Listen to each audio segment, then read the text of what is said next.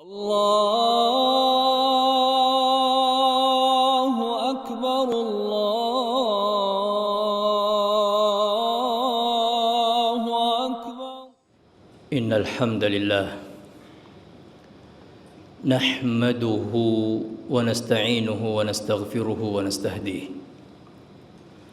wa natubu ilayhi wa natawakkalu alayhi wa na'udzu billahi min syururi anfusina wa min sayyiati a'malina man yahdihillahu fala mudilla lahu wa man yudlil falan tajida lahu waliyan mursyida. Ashhadu an la ilaha illallah wahdahu la syarika lah wa ashhadu anna Muhammadan abduhu wa rasuluh. Allahumma salli wa sallim wa barik wa an'im ala sayyidina wa nabiyyina wa habibina wa qudwatina Muhammad wa ala alihi wa sahbihi wa man tabi'ahum bi ihsanin ila yaumiddin. Ayuhan nas, usi nafsi wa iyyakum bittaqwallah.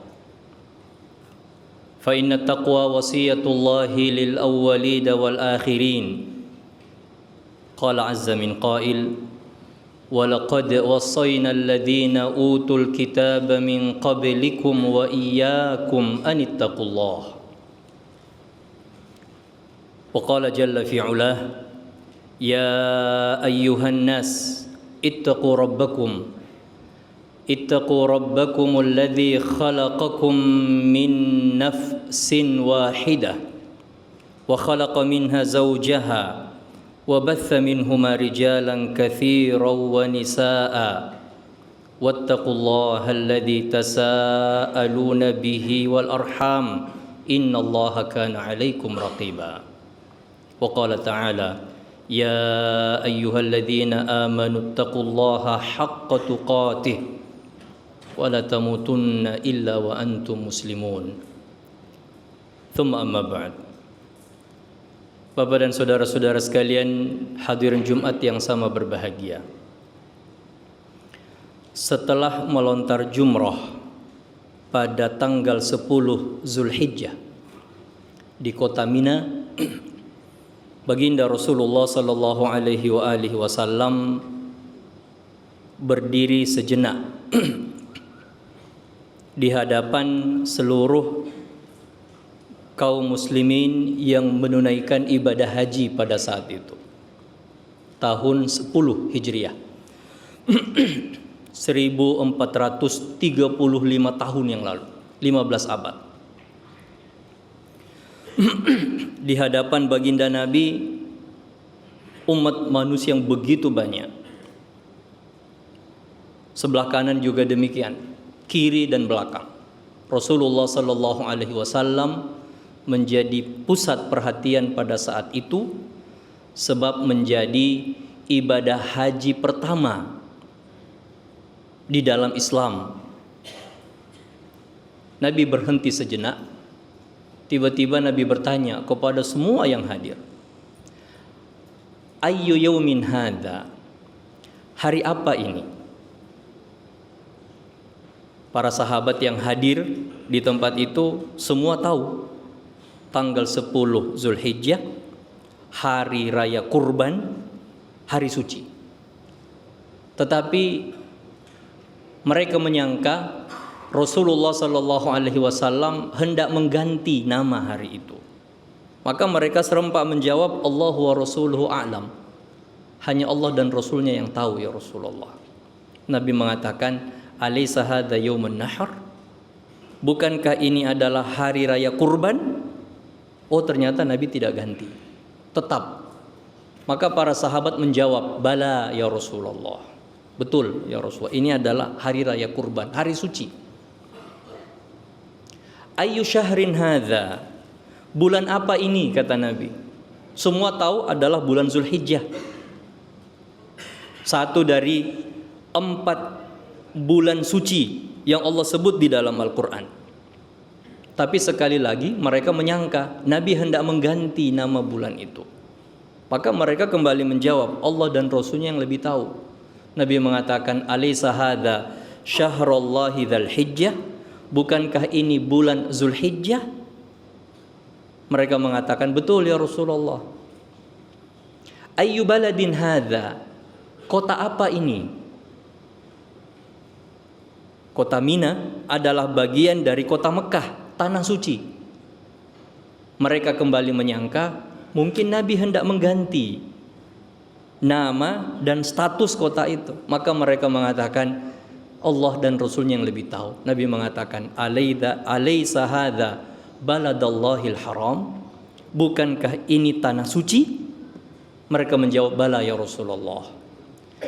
Hari suci, bulan suci, tanah suci, berkumpul semuanya pada hari itu di tempat itu. Tiba-tiba Nabi bersabda alaihi salatu wassalam, ala, ketahuilah wahai umat manusia, inna dima'akum wa amwalakum wa a'radakum alaikum haramun. Jiwa kalian, harta benda kalian, kehormatan kalian haram, tidak boleh untuk dirampas, direnggut, dizalimi. Kahurmati yaumikum hadza fi syahrikum hadza fi baladikum hadza. Seperti kesucian hari ini, bulan ini, tempat ini. Jiwa, harta benda, kehormatan dan harga diri adalah suci, bersih. Kata Nabi, seperti sucinya hari ini, bulan ini, dan di tempat ini. Lalu Nabi kembali bertanya kepada mereka, ala hal ballaghtu? Apakah kalian semua sudah paham bahwa ketiga yang dimiliki oleh seorang manusia adalah suci, terhormat, dan tidak boleh untuk dilanggar atau dirampas, yaitu jiwanya, nyawanya, hartanya, dan harga diri atau kehormatannya? Mereka mengatakan, bala ya Rasulullah, betul ya Rasulullah, kami dengar dari Anda, kami tahu dan kami paham. Maka Nabi mengangkat jari telunjuk ke langit sambil mengatakan, Allahumma fashhad, Allahumma fashhad, Allahumma fashhad. Ya Allah, saksikanlah, saksikanlah, dan jadilah saksi bahwa ini telah aku sampaikan kepada seluruh umat manusia. Bapak dan saudara-saudara sekalian, hadirin Jumat yang sama berbahagia, Rasulullah sallallahu alaihi wasallam memilih hari dan tempat itu untuk menyampaikan tentang hal yang begitu sakral sebagai bagian dari ajaran agama. Agama Islam dan semua agama samawi yang diturunkan oleh Allah Subhanahu wa taala sebelum Islam dibawa oleh para rasul, Nabi Isa, Nabi Musa, Nabi Ibrahim, Nabi Nuh, dan semua rasul yang lain dengan agama samawi yang namanya berbeda-beda tetapi memiliki tujuan yang sama. Tiga yang Nabi sebutkan adalah bagian dari 5 perkara yang disebut sebagai maqasidus syariah. Tujuan utama agama, aturan samawi yang Allah turunkan kepada kita. Kelima hal itu adalah satu, menjaga keyakinan yang lurus dari setiap manusia. Kesucian yang Allah Subhanahu wa taala titipkan, masukkan ke dalam diri setiap manusia ketika mereka lahir ke muka bumi, yang disebut sebagai fitrah, itu wajib untuk dijaga. Turunlah agama untuk menjaga itu. Keyakinan monoteisme, bahwa tidak ada Tuhan yang berhak untuk disembah kecuali hanya Allah Subhanahu wa taala.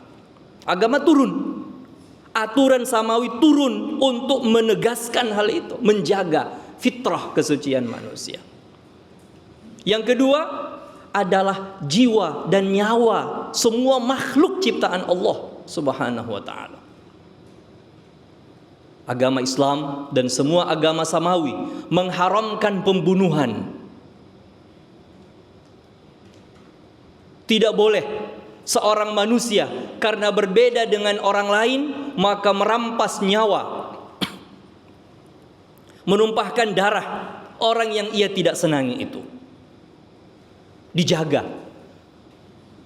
Bahkan agama Islam mengenal hukum qisas, hukum pidana mati atas yang melakukan pembunuhan, dengan syarat tentu saja. Yang ketiga adalah akal pikiran. Setiap agama yang Allah turunkan ke muka bumi ini ditugaskan untuk menjaga kesempurnaan akal pikiran umat manusia, khususnya seorang manusia. Mengapa? Sebab akal pikiran itulah yang menjadi tautan perintah dan larangan Allah Subhanahu wa ta'ala. Orang yang hilang akal pikiran tidak mendapatkan perintah dan larangan. Ngapain? Tidak bisa paham, tidak bisa mencerna perintah dan larangan itu. Maka Allah Subhanahu wa ta'ala dengan instrumen agama menjaga lurusnya dan terjaganya akal pikiran itu. Yang keempat adalah harta benda. Betul, harta itu adalah milik Allah Subhanahu wa ta'ala, dititipkan kepada orang-orang yang hidup di muka bumi ini. Ada yang dapat banyak, ada yang dapat sedikit. Dan setiap orang dibebankan kewajiban dan amanah untuk menjaga harta titipan Allah yang diberikan kepadanya. Maka Allah membuat aturan yang kita sebut sebagai agama. Tidak boleh ada seorang manusia yang mengambil harta benda orang lain dengan cara yang tidak dibolehkan, cara yang tidak benar. Dan yang kelima adalah harga diri dan kehormatan. Harga diri dan kehormatan.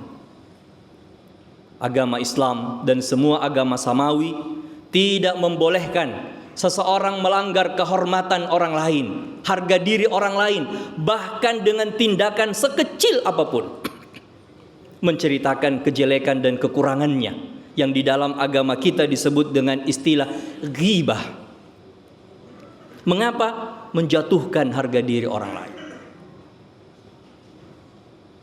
Apalagi melecehkan orang lain, memfitnah orang lain. Nabi bertanya kepada para sahabat, kalian tahu apa itu ghibah? Mereka tidak menjawab. Nabi bilang, ghibah itu adalah kamu menyebarkan cerita tentang orang lain yang ia tidak sukai. Ia tidak suka dicerita seperti itu, tapi Anda sebarkan hal itu tentang dirinya. Maka para sahabat bertanya, ya Rasulullah, apabila yang aku sebarkan itu memang ada pada dirinya, memang ia lakukan, apakah itu salah? Nabi mengatakan, justru karena apa yang Anda ceritakan kepada sesama itu ada pada dirinya, itulah ghibah. Sedangkan apabila ia tidak miliki, ia tidak lakukan, maka lebih berat Anda jatuh kepada menuduh yang disebut fitnah. Faqad bahattahu. Mengapa? Melanggar harga diri dan kehormatan. Setiap orang Allah Subhanahu wa ta'ala berikan dan sematkan harga diri yang tinggi sejak ia lahir di muka bumi ini. Kesetaraan antara sesama umat manusia, itu ajaran esensil dari semua agama yang Allah Subhanahu wa ta'ala turunkan kepada umat manusia. Bapak dan saudara-saudara sekalian, hadirin Jumat yang dimuliakan Allah Subhanahu wa ta'ala, semua 5 perkara yang menjadi tujuan agama dan dimiliki oleh seorang manusia terpampang di hadapan kita dalam bentuk banyak pertunjukan.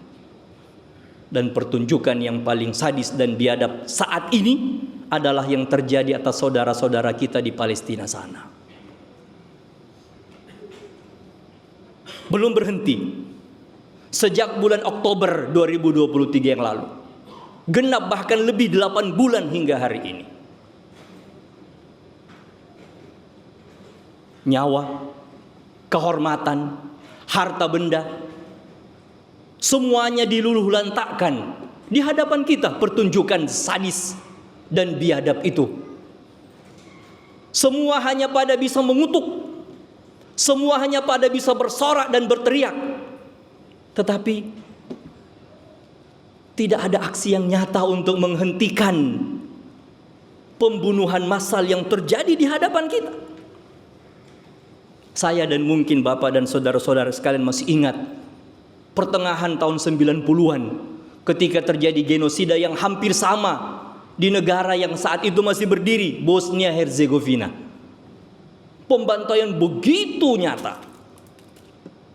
Orang dikumpul di satu lapangan, dipasang alat peledak di sudut-sudut lapangan lalu dibunuh bersama-sama. Nauzubillah min dzalik. Jumlah korban yang begitu banyak di jantung benua Eropa. Semua orang berteriak, semua orang marah. Lalu muncul tindakan dari negara-negara pada saat itu untuk menghentikan kekejaman, menghentikan genosida, dan pada akhirnya berproses, berhenti 2 tahun 3 tahun. Semua orang sadar bahwa itulah tindakan kezaliman hanya karena perbedaan suku, perbedaan ras, dan perbedaan agama. Sebab yang terbunuh adalah dari kaum muslim. Tetapi sejak awal semua masyarakat dunia berteriak dan negara-negara berupaya semaksimal mungkin. Bahkan Perserikatan Bangsa-Bangsa menurunkan pasukan penjaga perdamaian. Tetapi apa yang kita saksikan pada saat itu tidak berulang pada saat ini. Negara kecil yang mengaku dirinya sebagai negara dengan mencaplok tanah bangsa Palestina melakukan tindakan genosida dan semua pada bungkam, negara-negara pada bungkam. Menyisakan rasa sedih ke dalam diri kita. Bapak dan saudara-saudara sekalian, hadirin Jumat yang sangat berbahagia. Kita sekarang merasa nyaman sholat Jumat seperti ini. Bisa tidak kita bayangkan hadir sholat Jumat di tengah puing-puing di sekeliling kita, di bawah bangunan yang tiba-tiba suatu waktu tanpa kita sadari akan runtuh dan menimpa kita semua. Apakah mereka tidak berhak? Umat manusia di kota Gaza dan di Palestina secara umum, apakah mereka bukan manusia yang berhak untuk mendapatkan kehidupan layak seperti kita saat ini? Bukankah mereka juga manusia? Muslim sama seperti kita sekarang ini. Berhak. Mereka punya hak. Sama kok kita dengan mereka. Maka berikan kepedulian kita Bapak dan saudara-saudara sekalian. Jangan pernah berhenti untuk berbicara tentang Gaza dan Palestina. Mengapa? Kita pernah mengalami nasib serupa. Kita pernah dijajah. Saya dan bapak-bapak tidak hidup pada masa penjajahan. Tetapi ceritanya mesti kita ingat sampai sekarang. Mengapa? Itu yang disampaikan kepada kita di sekolah-sekolah kita. Orang tua kita juga mewariskan cerita kepada kita. Tidak ada yang nyaman yang hidup pada masa penjajahan, kecuali orang-orang munafik yang bekerja sama dengan para penjajah. Apa yang kita rasakan dulu, itu yang dirasakan oleh saudara-saudara kita sekarang di sana. Yang kita perlukan dulu, itu yang mereka perlukan sekarang. Apa itu? Bersuara. Suarakan pembelaan. Bapak dan saudara-saudara sekalian punya akun media sosial, ngomong di media sosial masing-masing. Sampaikan, serukan. Mereka berhak untuk mendapatkan kehidupan yang layak. Mereka berhak untuk hidup nyaman dan beribadah seperti kita di tempat ini. Dan bahkan sebagai bangsa, mereka berhak untuk merdeka, sebab itu memang tanah mereka. Semakin banyak yang bersuara, maka akan semakin bagus dan menunjukkan kita berada di sisi mana dari konflik yang terjadi itu. Nonsens bagi orang yang mengatakan itulah bukan konflik agama, bukan konflik negara. Terlepas dari semua itu, mereka manusia. Mereka berhak hidup sama dengan kita di saat ini. Bapak dan saudara-saudara sekalian, hadirin Jumat yang dimuliakan Allah Subhanahu wa taala. Iman kita, Islam kita, keyakinan kita menuntut kita semua untuk memberikan kepedulian dan perhatian kepada siapapun seorang muslim yang hidup di belahan negara dan dunia manapun, sebab dia adalah saudara kita, apalagi mereka yang tertindas dan terzalimi seperti yang ada di kota Gaza, bahkan di Palestina secara umum. Bapak dan saudara-saudara bisa ikuti perkembangan berita dan informasi berapa jumlah korban masyarakat sipil yang sudah mati terbunuh, berapa fasilitas umum dan privat yang sudah hancur lebur, bahkan sekolah, anak-anak di sana mau sekolah di mana? Sekolah mereka sudah hancur, guru-guru mereka sudah pada mati. Maka berikan kepedulian itu, paling minimal adalah doakan, ya Allah, semoga pembantaian bisa segera cepat selesai dan mereka bisa hidup kembali rukun damai seperti yang kita rasakan dan bisa beribadah dengan baik kepada Allah Subhanahu wa taala. Akhirnya semoga Allah Jalla wa ala memberikan kepada kita kekuatan iman, menurunkan hidayah seluas-luasnya kepada kita semua untuk peduli kepada iman kita dan kepada saudara-saudara kita yang ada di luar sana. Barakallahu li wa lakum fil Qur'anil azim wa nafa'ani wa iyyakum bima fihi minal ayati wa dzikril hakim. Aqulu qawli hadza wa astaghfirullahal azim li wa lakum wa lisairil muslimina min kulli dhanbin fastaghfiruh innahu huwal ghafurur rahim.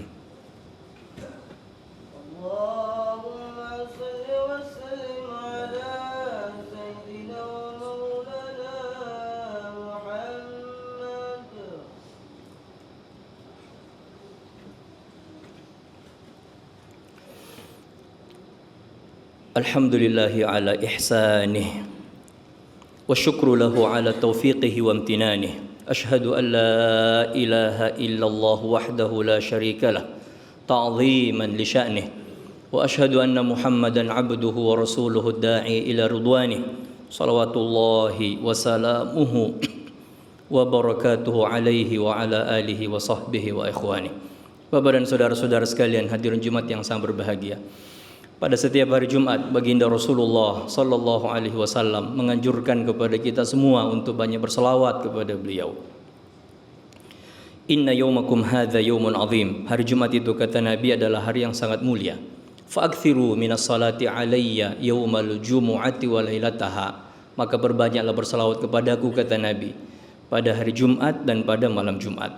Man shalla alayya salatan wahidah sallallahu alaihi biha asyra.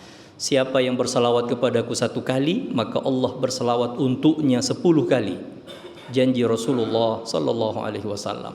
Allah bersalawat untuk seorang manusia adalah Allah akan memuji nama orang itu di hadapan para malaikat yang hidup di sisinya, dan Allah akan menurunkan berkah dan keselamatan ke dalam hidup orang tersebut. Allahumma salli ala Muhammad wa ala ali Muhammad kama sallaita ala ali Ibrahim innaka Hamidun Majid. وبارك على محمد وعلى آل محمد كما باركت على آل إبراهيم إنك حميد مجيد. اللهم اغفر للمسلمين والمسلمات والمؤمنين والمؤمنات الأحياء منهم والأموات إنك سميع قريب مجيب الدعوات يا قاضي الحاجات.